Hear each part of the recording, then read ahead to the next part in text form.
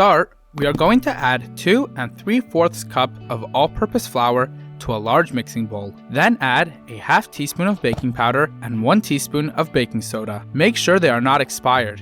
To test, mix baking powder with a bit of warm water and baking soda with some vinegar. Both mixtures should foam up if fresh. Then whisk it all together and place the dry ingredients in a separate bowl for later. In a different bowl, we are going to add 2 sticks or 1 cup of softened, unsalted butter. Then using a spatula, cream the softened butter together. This should not be hard at all if your butter is soft. If your butter is hard, you can put it in a glass of warm water in its wrapper for a few minutes before you plan on using it. Then, to our already creamed butter, we are going to add 1 large egg.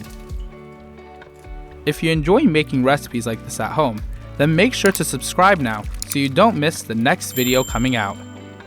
Then add 1.5 cups of sugar and mix that all together until smooth.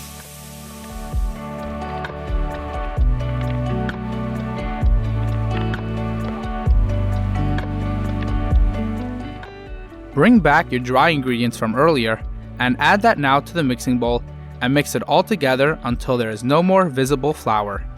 Make sure to leave a like on this video if you like cookies. Very important to chill the dough for at least 1 hour. Using an ice cream scooper, we are going to scoop 2 tablespoon balls of cookie dough and roll them in sugar until fully coated. Place them on a baking tray.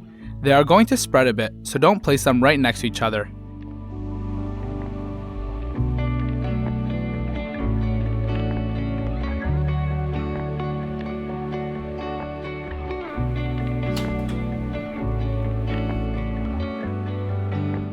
Bake in the oven at 375 degrees Fahrenheit for 8 to 11 minutes.